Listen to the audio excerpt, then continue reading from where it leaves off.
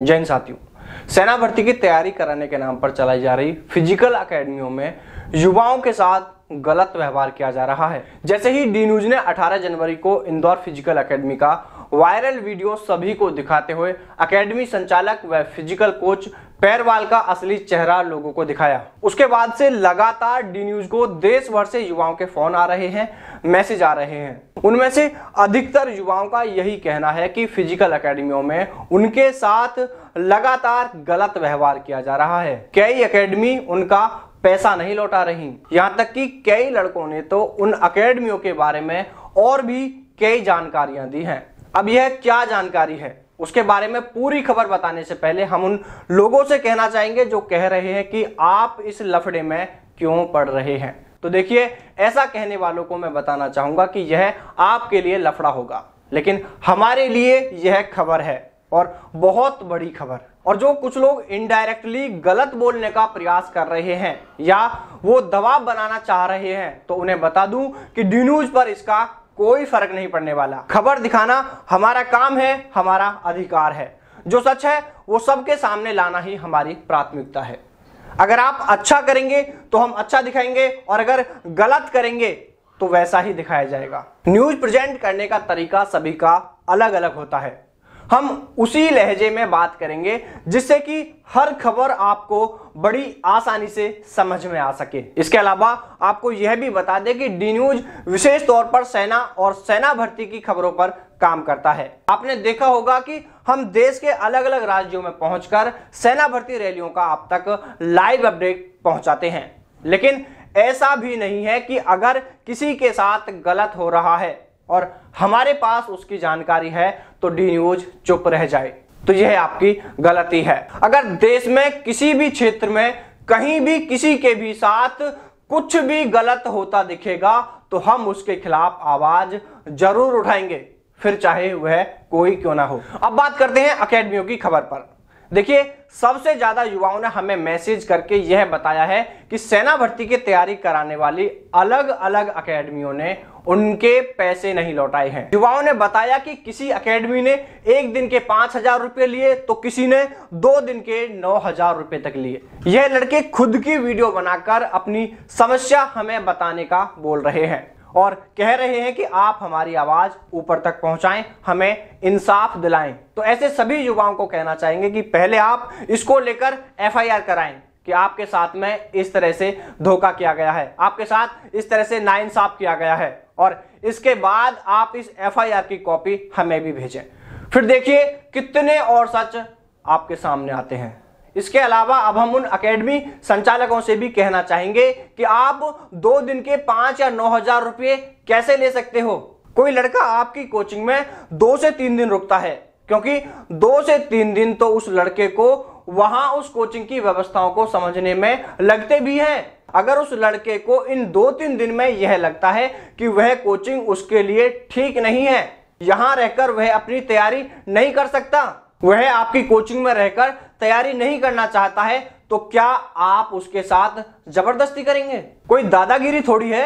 अरे ये नियम किसने बनाए कि फीस जमा कराने के 1 घंटे बाद ही फीस वापस नहीं होगी? क्यों नहीं होगी? करनी पड़ेगी फीस वापस। अरे भाई, जब आपकी कोचिंग अच्छी है, आप अच्छी तैयारी कराते हो, तो उस लड़के को यह देखने दो ना। आपकी कोचिंग अच्छी होगी तो वह जरूर रुकेगा, और अगर ठीक नहीं लगेगा तो वह वहां क्यों रुकेगा? और फिर यदि वह आपकी कोचिंग में 2 या 3 दिन रुकता भी है तो क्या आप उस पर एहसान कर रहे हैं? अरे भाई, वह उन 2-3 दिन का आपको खर्चा दे रहा है, वहां ठहरने का और खाने का खर्चा तो वह आपको दे ही रहा है, और यह ठीक भी है। आपको जितने दिन वह लड़का वहां पर 2 या 3 दिन रुकता है तो यह जायज भी है कि आप उनसे खाने और रहने का खर्चा ले सकते हैं, खर्चा ले रहे हैं, यह ठीक भी है, इससे कोई ऐतराज नहीं है। लेकिन यह क्या, जब कोई लड़का आपके यहां तैयारी नहीं करना चाहता तो आप उसके साथ दादागिरी क्यों करते हो? उसे गाली गलौज करते हो, उसे फीस नहीं लौटाते हो, उसे धमकाते हो। क्या यही सब बोलकर आप उन लड़कों को कोचिंगों में बुलाते हो? जब किसी लड़के को आपको कोचिंग में बुलाना होता है तब आप बड़ी मीठी मीठी बातें करते हो, आप आ जाओ सब कर देंगे, सब आपके लिए लगा देंगे। आप गरीब हो तो आपके लिए फीस भी माफ कर देंगे, कुछ कम कर देंगे, और यहां आने के बाद आप अपनी औकात पर आ जाते हो। कोचिंग संचालकों को यह सोचना चाहिए कि कोई लड़का 500, 700 या 1000 किलोमीटर दूर से उसकी कोचिंग में आया है, तो वह लड़का वहां टहलने तो आया नहीं है, वह किसी पिकनिक पर तो आया नहीं है। अरे भाई, उसका किराया भी लगा है और सफर में परेशान भी हुआ है। अब वह आते ही आपकी कोचिंग पर कैसे विश्वास कर ले? अरे आखिरकार यह उसकी जिंदगी का सवाल है। यहां सही गलत का निर्णय सही से नहीं कर पाएगा तो उसे जिंदगी भर पछताना पड़ेगा। इसलिए सभी लड़के ध्यान से सुन लें कि किसी भी कोचिंग में जाते ही फीस जमा ना कराएं। सिर्फ आपको यहां ठहरने और खाने का ही खर्चा देना है। और हां, अगर आपको कोचिंग अच्छी लगती है, आप यहां कोचिंग करना चाहते हैं, तब आप अपनी स्वेच्छा से फीस जमा करा सकते हैं। और कोचिंग संचालकों को भी यही करना चाहिए कि यदि वह लड़का आपके यहां कोचिंग करना चाहे तब ही आप उससे पूरी फीस लें, और साथ ही उस स्टूडेंट के साथ में सारे प्रोसेस लिखित में करें। देखिए, हमें कोचिंग संचालकों से कोई दिक्कत नहीं है, और आपने देखा भी होगा कि अब से पहले हमने किसी कोचिंग संचालक के खिलाफ कोई खबर नहीं दिखाई थी। लेकिन हम फिर बता देते हैं कि यदि आप युवाओं के साथ गलत करेंगे तो डी न्यूज आपका पर्दाफाश करता रहेगा, डी न्यूज आपको एक्सपोज करता रहेगा। और सबसे बड़ी बात तो यह है कि एकेडमी संचालकों को चाहिए कि ऐसी नौबत ही क्यों आए।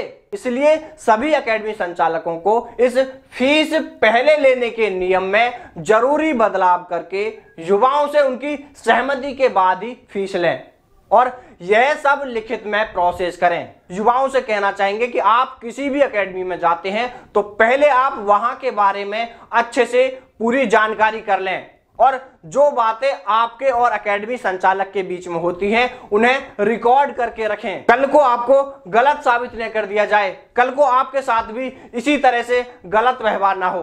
तो चलिए साथियों, फिर मुलाकात करते हैं आपसे सेना भर्ती से जुड़ी किसी नई अपडेट के साथ। तब तक सावधान रहें, दलालों से दूर रहें, अपना और अपनों का ख्याल रखें। जय हिंद, जय भारत, वंदे मातरम।